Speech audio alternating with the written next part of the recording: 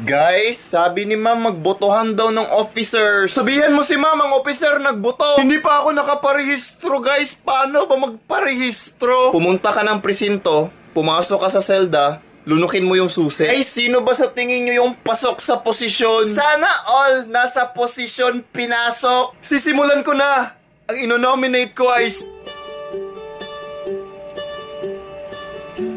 Sino ang inonominate mo? Ang iboboto ko ay si President kasi pabibo siya.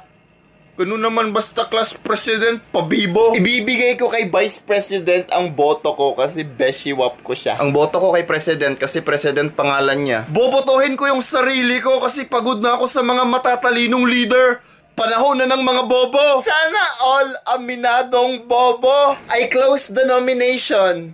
I guess ako na naman yung panalo, guys. Speech. Oh my God, hindi ako prepared, guys. Pero sige. Wag na! Pasikat! Gusto mo lang maging artista? Sana pinunas ka na lang sa tuwalya. Sana nilunok na lang ako. Sana all lunok.